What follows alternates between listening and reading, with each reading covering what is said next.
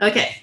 Wayne-Garden rights. Who can tell us what are Wayne-Garden rights? The rights of an employee to be represented.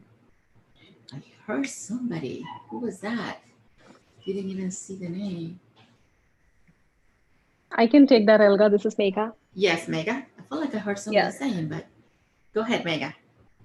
Yeah, so they are the rights of employees to have union representation in an investigatory interview. Or disciplinary also. Yeah. Very good.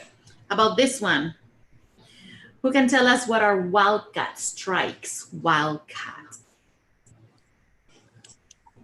I can take that one, Elga. Sharon? I'm sorry. Somebody else said. Go ahead. Okay, somebody. Who was the other person? No, you go ahead, Sharon. Okay, that was Mara. Okay, Mara, go ahead. Go ahead. I got it wrong last time, so it's a redemption. Well, let's try it, Mara. You got it wrong. So you got it wrong last time. Let's try it. I got it most. It's when the union takes an action, or union members take an action against their employer, but it's not sanctioned by the union itself. Correct. Okay, so that's when the employees are gonna go on a strike that the union did not authorize, right? Yep. Okay, Yes. very good. Let me ask you this, Mara, also for you. Is a wildcat strike a union unfair labor practice? No, because the union didn't participate in it. Excellent, very good. Okay, we're almost getting there with the unions. Who can tell us what is the NLRA? What is the other name for the NLRA and some basic provisions of the NLRA? I can take that, Elga. This is Megha. Sorry, Megha, go ahead. yes. Yeah. So another name for NLRA is Wagner Act. Correct. And it is for the private sector employees, right? Correct, yes. Yeah, they have the right to organize and bargain collectively, also form unions. It gives the employees and most private sector employees the right to organize and form unions. Okay. What about the LMRA? What is the other name for the LMRA? And what is the LMRA? The other name is Taft-Hartley. Sorry, go ahead. Okay. Who else? Somebody else wanted to answer that one? I can take that one. Mara, okay. No, it's Saida. Oh, I'm sorry. I saw Mara name. Okay, Saida, yes. Yes, so it's also, also known as the Taft-Hartley, and it's an amendment of the NLRA. And what it does is that it works for both. It protects unions and the employers. And it did several things. It provided several things, such as right to work state, unionism, forced unionism state, make closed shop illegal, hot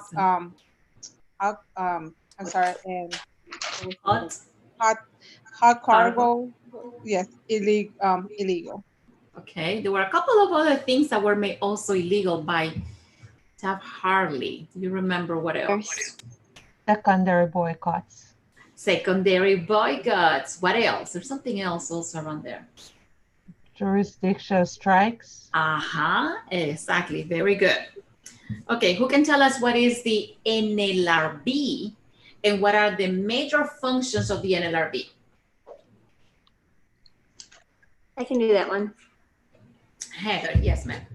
That's the National Labor Relations Board, and it oversees the elections for whether or not a union gets put into place within an employer, and then it also oversees the unfair labor practices. It kind of does the investigation for it. Yep, they're going to investigate and process and resolve those ULPs. So who can explain what are ULPs?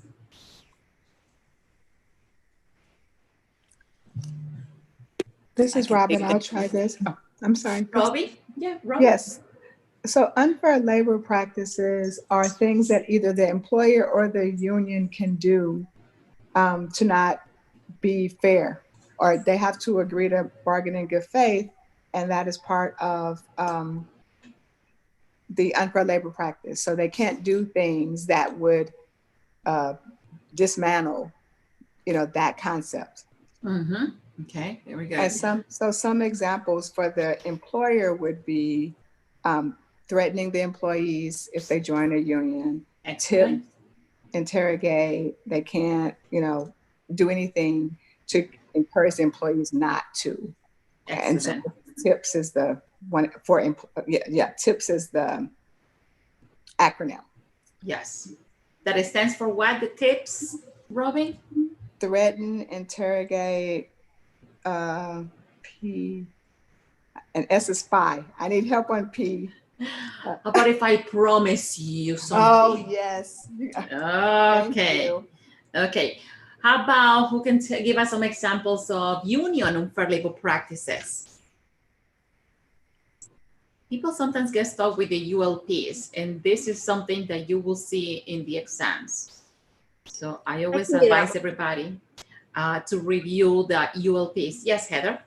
Okay, you said for the union side? Yes, please. Okay, that could be where they refuse to bargain with the employer. They could charge excessive fees to their constituents. They could also not fairly represent them like they should. Those are a few. What about feather bedding? Feather bedding, yeah. Oh yeah, feather bedding. So they can't require an employer to hold a position for a union steward, which is a position paid by the employer, in order to provide them with a job. It has to be like a legit job. Excellent, very good.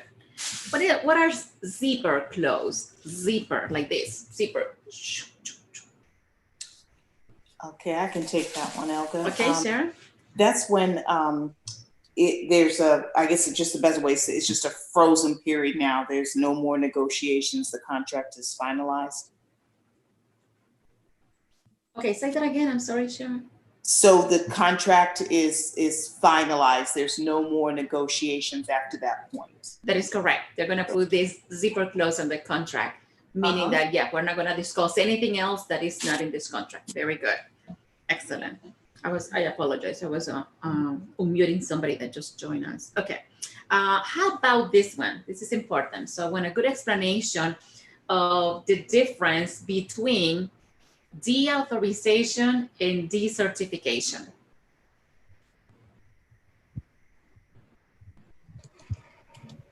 Elga, I can try. Ashley, go right ahead. Okay, so decertification, first the union has to be kept for 12 months. So you can't request for decertification within the first 12 months. But it's when you just want to get rid of the union completely.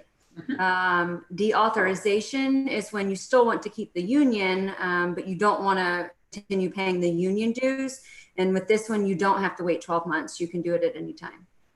That is correct. You can do it anytime or on the first 12 months or during the contract while the contract is effective. Right. Okay, very good. Who can tell? Well, these two questions that I'm going to ask, everybody can answer at the same time. Okay, ready? Okay. So you got to listen to the question first. What is the percentage of votes that are needed for the union to win the union election? 30%. 30%. Oh, 30. 50% plus one. 51%. 50 plus 1. 50 plus 1. 50% plus 1. I'm so confused. I heard everything. I heard things that I was not supposed to hear. Okay.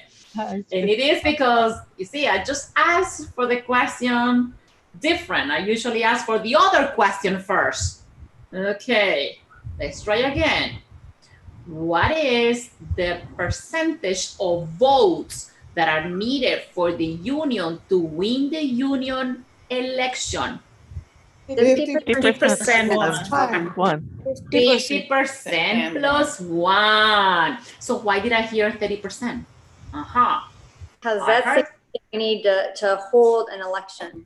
I heard 30%, and then I heard 51%. No, remember, no. 50% plus 1. Got it? Now, what is the percentage that is needed for union authorization cards for the union to go to the NLRB and petition an election? 30%. 30%. 30%. 30. Okay, 30%. I'll take that. I'll believe that I didn't hear another number. 30%. Okay. 80% is the number of authorization cards. Remember, for each bargaining unit that the union is going to have to go to the NLRB and petition that election, 80%. Now, for the union to win the union election, the certification of the union, they are going to look at all those votes, and if the union gets from people who voted, okay, because that's going to be voluntary, they're going to count those votes, and if the union gets 50% plus one of those votes, then the union will win. Okay, I think I'm done with this. Let's move into something else. Let's move into what is constructive discharge? Constructive discharge. I can take that one, Elga. Yes. That's when when the employer makes the situation intolerable and the employee resigns, quote unquote, voluntarily, but they've done everything they can to ensure the resignation. Okay, one more time, Sharon. I'm sorry.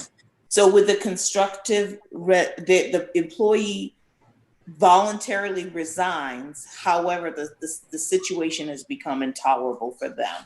Okay. So it's almost like a forced resignation. There you go. Okay, very good. So yes, we made the work environment so intolerable that a reasonable person will feel forced to resign, correct?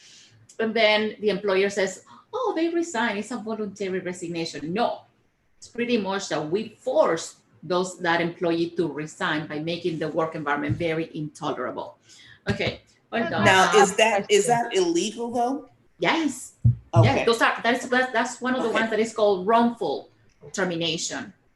Wrongful termination, like retaliatory discharge, constructive discharge, or coercion. Those are wrongful terminations. Yes. The person can go to the EOC and they can basically mention the reason why they resign. And the EOC or an attorney, the court will say, no, this was not a voluntary resignation. This is considered a constructive discharge. It's constructive for the employee because nobody should have to work under those conditions. Usually happens a lot with sexual harassment. Remember Farrah versus the city of Boca Raton? Okay. Right. That was so how long would they have to make that claim? Remember that it always is, within the statute of limitation. From the time that they were sexually harassed, they have 180 days or 300 days to bring that charge of sexual harassment in this situation. So I'm sorry, you said 180 days or you said 300 days? 180 days or 300 days. The statute of limitation in some states, remember, it's 180. In some states, it's 300 days. Yeah. Okay, got it. If you have an office that process and investigate, discrimination, like in Colombia, like in South Carolina, in Colombia, there is an office. So the statute of limitation in Colombia is 300 days. Okay, thank you. So those are considered wrongful termination. Okay, constructive discharge is one that everybody needs to know for the exam. How about retaliatory discharge? Who can explain that? I can. Okay, Rolinda, yes. That's when an employee reports something illegal that the company is doing, or a whistleblower is be another name for it. Okay, so the organization is doing what again? The organization did something illegal. Okay, the organization. The employee reported them. Okay, like whistleblowing. So then the employer, wants to take revenge and retaliate against the employee because the employee maybe went outside and reported organization wrongdoing. So now we want to go ahead and demote them or terminate them, right? Is that what you're saying? Okay, exactly. So retaliatory discharge is when we basically do an adverse employment action on the employee. Remember that we need to have those three factors that I mentioned to have retaliation. We need to have that protected activity. We need to have the adverse employment action like termination, like demotion, like messing with the employee, sending the employee to third shift because they hate third shift, asking the employee to go and clean the toilets when the employee, that's not the employee's responsibility. The employer is doing something bad on purpose, okay? To take revenge, to bring, to retaliate from the employee. And in this case, retaliatory discharge is like, for example, somebody go to the NLRB and files an unfair labor practice, go to the EEOC and they file a charge of discrimination, they go to the Department of Labor, they contact OSHA, and they say, OSHA, you need to come to this building is so unsafe, and then OSHA gets to the building, and the building ends up with a lot of fines and violations, and now we find out who was the employee who contacted OSHA, and now we want to retaliate and we terminate the employee. Okay, that's retaliatory discharge. Is also a wrongful termination, as constructive discharge is. So we just have to prove, Elga, that there's a connection between them terminating us and the activity, whether it was reporting it, whistleblowing, or anything like that. You need to have the three factors. Okay. You need to have that the employee engaged in a protected activity. What are protected activities? All those things that we have the right to do. Right. You can file a workers' compensation claim.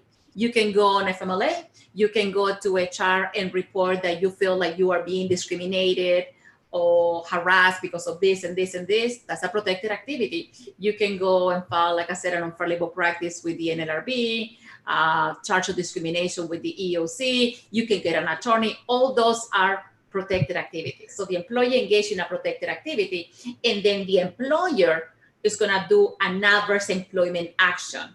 And then what the plaintiff needs to prove that there is retaliation is how soon the adverse employment action happened from the time the employee engaged in the protected activity. That is called causal connection. How soon this happened from the time the person engaged in the protected activity. Yes, I told HR that my manager is harassing me or discriminating me, and 3 days later, they terminated me. Yep, termination is the adverse employment action.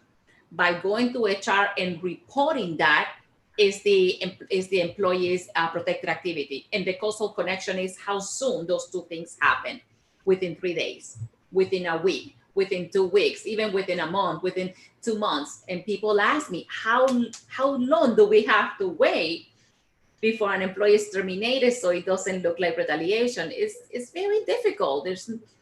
Some employers will actually wait several months, if they want to terminate the employee because they don't want to show that retaliation by having those 3 factors, okay? So it's very, very gray. But the thing is, the longer the demotion or the termination happened from the time the employee engaged in the protected activity, the longer those 2 events happen, the more difficult it's going to be for the plaintiff to show retaliation.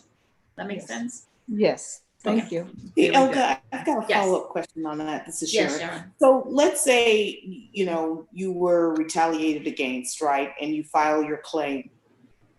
Now you don't really want to go back, or do they, I know there are times where you get your salary back from, the time that you left or the time that you're retaliated against. But honestly, who would want to go back to that kind of situation? So what happens in those instances? Well, number one, so the employee is terminated, right? So the employee is terminated, and now that's what you're saying, right?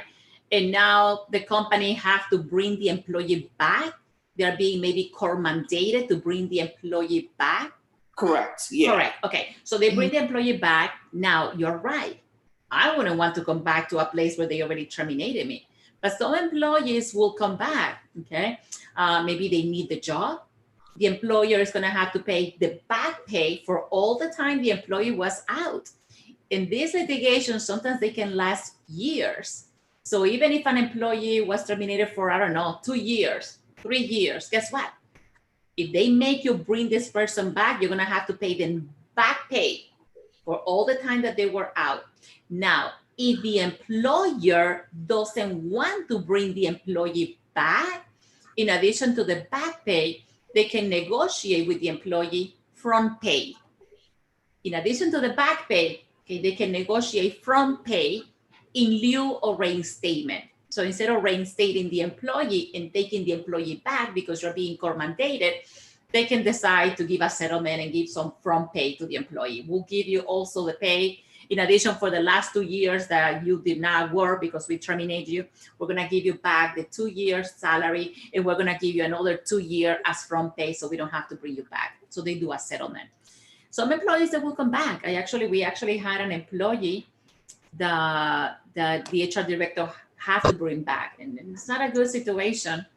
But sometimes they will come back because now they know, I kind of realize a way that I can make some extra money, you know. Sometimes they will come back, but it is usually the employer, the one that doesn't want to bring them back and will negotiate the front pay. Okay, so always remember what is front pay. You're going to negotiate, just like you give them back pay, you're going to negotiate front pay in lieu. Instead of bringing them back, you negotiate the front pay. Make sense, Sharon? Yes, it does. Thanks for that Okay, clarification. very good. Thank you. Very good. Roberto, I saw a message and it says, sorry, Elga, you cannot hear me. No, I cannot hear you. And I already checked and it shows that you are unmuted from our side. So I don't know why. Roberto. I don't know, Roberto. I'm just saying that. There you go. Unmute.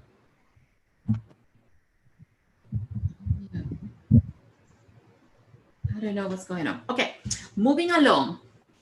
What is progressive or constructive discipline? Progressive or constructive discipline? Who wants this? Who wants this? I can take it. Heather, yes. It's a means for hoping and trying to help the employee who maybe is not following policy or not doing something that they should do. It's a method for trying to correct that behavior and get them on the right path in order to keep them as an employee. Why is it called progressive? Because it progresses through the levels of severity. So you might start off with a basic level of a verbal warning or a written warning, and then it would progress each time that employee makes the same slip up or the same mistake. That is correct. Now, also for you, Heather, what's the highest level of progressive discipline? Termination. That is correct. Very good. Who can tell us what is defamation? Defamation. Come on, give it a try. I'll try. Is that Sounds like Laura. Hi, Laura. Hi. Defamation is when you say something about somebody that is not true. And in addition to say it, you can say it verbally or you can say it in writing, correct? Correct, yes. What are they called? If you say it verbally, it's called slander. Oh, yes, sorry. And if you say it, if you write it, it's called libel. Libel, yeah. Yeah, correct. Very good. What is the best defense for a claim of defamation, Laura? I'm sorry, Laura, what is the best defense for a claim of defamation? Okay, I'm sorry, I'm gonna mute somebody here, okay? She muted herself? Okay, very good. Okay, Laura? Is it having factual information on maybe why you're stating what you're stating? Correct. So as simple as this, the best defense for a claim of defamation is the truth. the truth? Yep, the truth. That is correct. You know, your facts. The truth is the best defense for a claim of defamation. Okay, what is negligent hiring? Negligent hiring. I'll take this one, Elga. Ashley, please. When employers, they don't do their due diligence in investigating someone before they bring them on board by not doing a background check or reference check, that sort of thing. So they can be responsible for, you know, they should have known. So let me ask you this, between background check and reference check, if you have a question that says, which is the best method to avoid a negligent hiring claim, which one would you select? Background check? That is correct.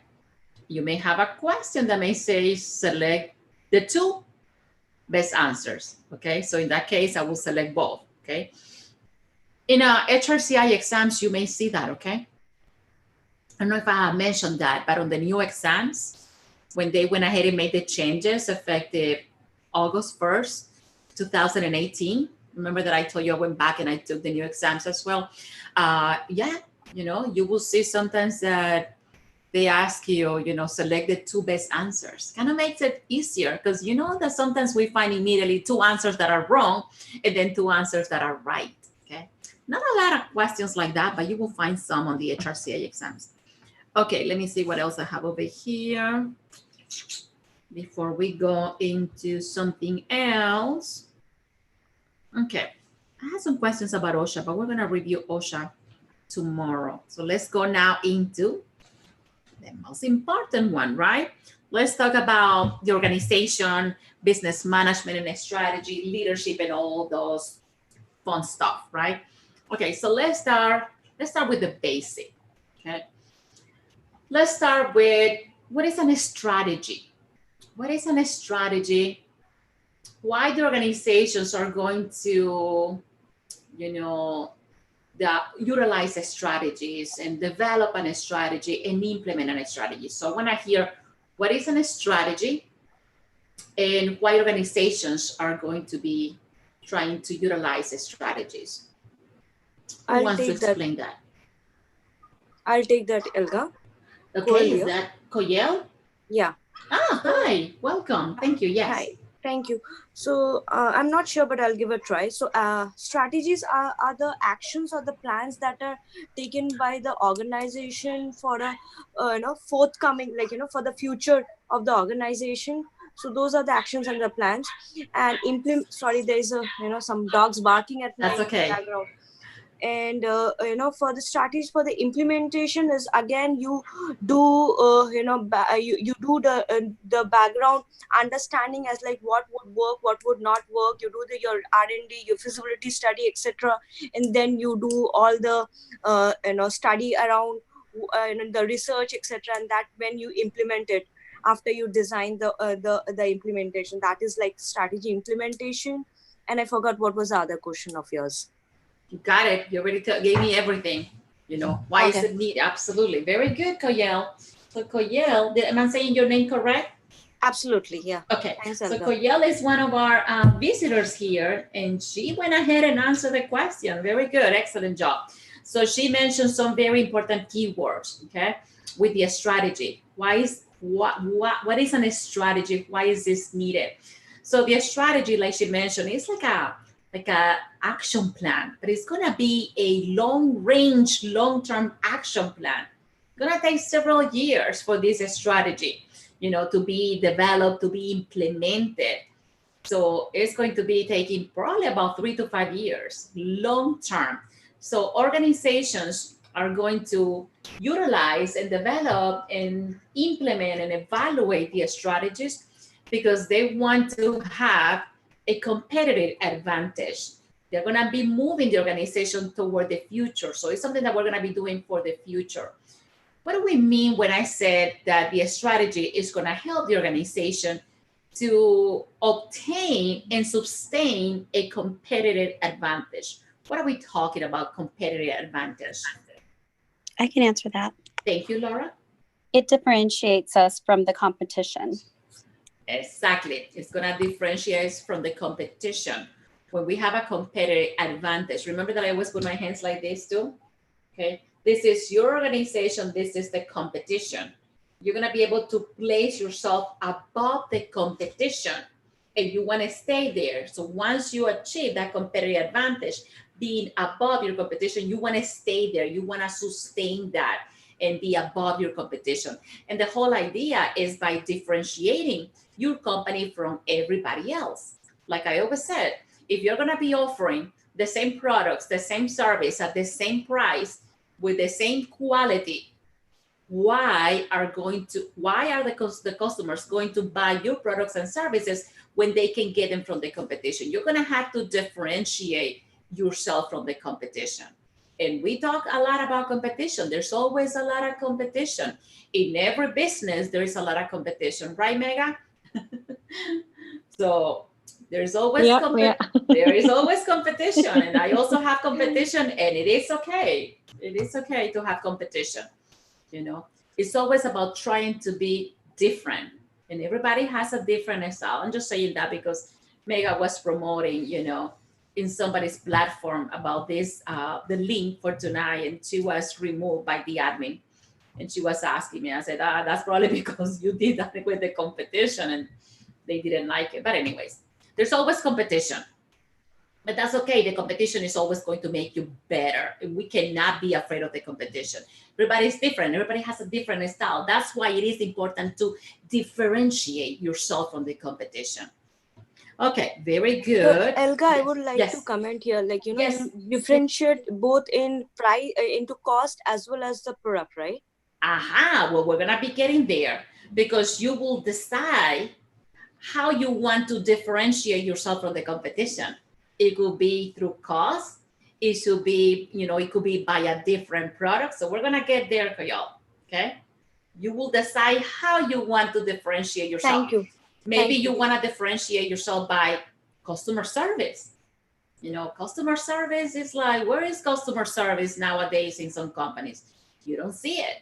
Okay. Yeah. So some companies are going to differentiate themselves by providing the best customer service.